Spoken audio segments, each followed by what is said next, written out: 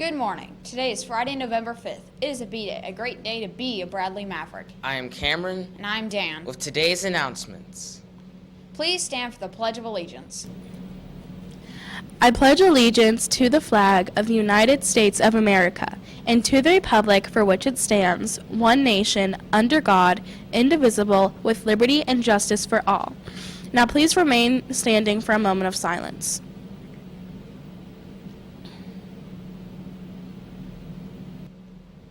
Students, the next PBIS celebration will be December 3rd. And students will need 40 stamps to participate in this fun activity. Mavericks, Ms. Smiley is extending the digital citizenship deadline to November 30th. You can work on it during homeroom, during teal time, or whenever you finish your classwork early. Hey Dan, I really can't wait for the book fair. I know, students should have gotten the book fair flyer yesterday. I already looked through it and saw several books that I want to get. Me too. When can we shop again? Students will be going to the book fair with their ELA classes, but students can also shop during homeroom, teal time, and HAC time with their teacher's permission. That's it for the announcements. Now stay tuned for the birthdays, the lunch menu, and the book fair video.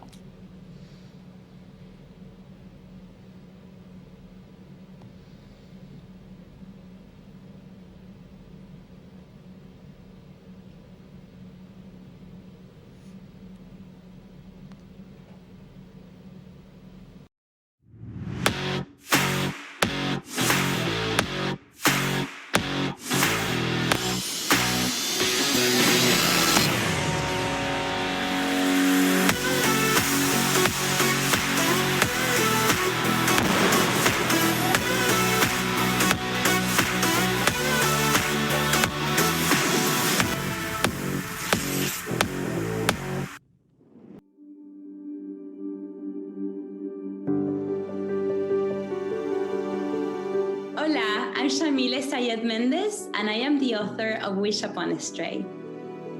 This is the story of Maria Emilia. She's 11 years old, and her family is moving from Argentina to the United States. And her family has been waiting for this opportunity for a long time.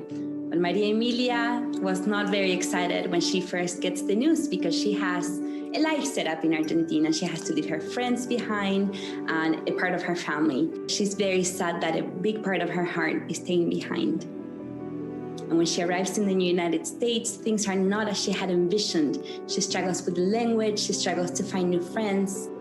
One day, she's singing in her backyard, and a puppy is attracted by her voice. Having a little friend beside her, even though they can't communicate with words, does wonders for Maria Emilia. It helps her not to be so lonely anymore. Ever since that moment, things start looking up for Maria Emilia. Sometimes we make wishes and we want things to happen to our family and in our life, and we never know the timing, and sometimes the timing is not perfect. But if we look for the silver lining, we will always see what amazing opportunities we have to discover things about ourselves and about our family and about new places, only if we give ourselves the chance. Look for my book, Wish Upon a Stray, at your Scholastic Book Fair. In the mega city of Dracopolis, domesticated dragons haul the city's cargo and carry passengers between its towering skyscrapers. But at night, the dragons are trained to battle in underground fights between the criminal gangs known as Kins. Abel has always loved dragons, but after failing his Dragon Rider's exam, he will never fly one himself. All that changes the night his sister Lena appears, entrusting him with a secret and a stolen dragon. When the Kins force Abel to choose a side, will he fight to protect his friends and family, or risk tearing them apart? Look for Battle Dragons at your Scholastic Book Fair. Radiation. The invisible enemy. A little won't hurt you. But in 1986, there was an accident at the Chernobyl nuclear power plant.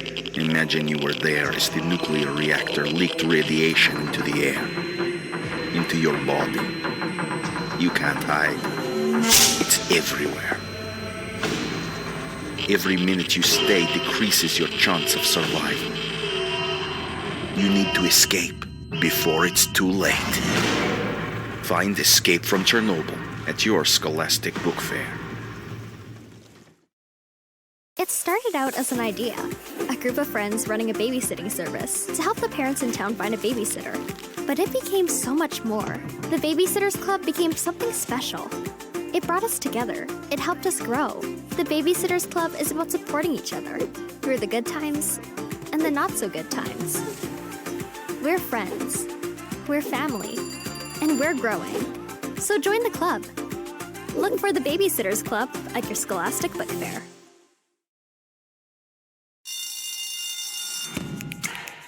I had it all planned. Straight A student on my way to the college of my dreams. All I needed was that scholarship. No. Time for plan B. My school is majorly extra when it comes to all things prom. How extra? They hand out full scholarships to the prom king and queen. So if I want to go to the college of my dreams, there's only one way to do it.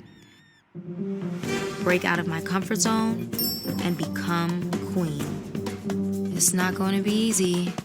I'm not exactly the most popular girl in school, and I hate public events. But maybe I can surprise them. And who knows? I might just find love in the process. Finally, you should see me in a crown at your Scholastic Book Fair. Hi, my name is Kwame Mbalia. I'm Prince Yoel McConan. And we are the authors of Last Gate of the Emperor. The story in Last Gate of the Emperor is about a young boy named Yared Hiwat, growing up in a distant future Ethiopia. Last Gate of the Emperor has food, culture, fun, adventure, but most importantly, it has video games. And here's Yared to tell you more. Life on Addis Prime can be kind of boring, except when I'm playing The Hunt for Caleb's Obelisk, the best game ever. But then my HKO login triggers a real-life attack on the city, and my Uncle Moti disappears. Could those crazy stories my uncle told me about a galaxy-spanning war actually be true? Now it's up to me, my bionic lioness, and a rival-turned ally to find my uncle and save Addis Prime. The story in Last Gate of the Emperor is very personal to me as it reflects many aspects and lessons I learned in my own upbringing as a child. Being a prince in exile, I was separated from my home country, my family, and my people, and it wasn't easy. You will love Last Gate of the Emperor because the greatest video game of all time is there. All you need to do to see it is just put on your glasses. Look for our book, Last Gate of the Emperor, at your Scholastic Book Fair.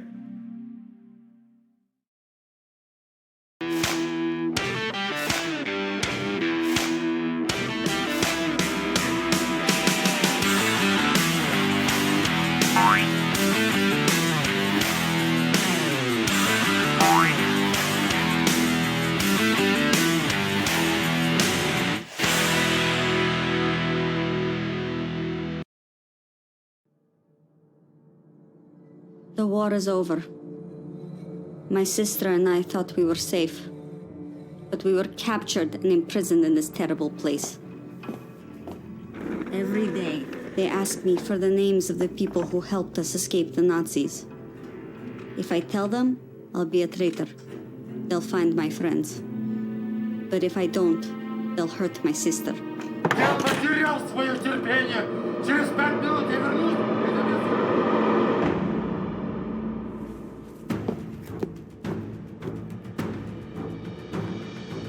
No matter what I do, the ones I love are in danger. There's only one hope: escape. Find Traitors Among Us at your Scholastic Book Fair. Hi, I'm Alan Gratz, the author of Ground Zero. September 11th was a brilliant fall day in New York City. The sky was bright blue, it was cloudless, the air was crisp. It was a gorgeous day.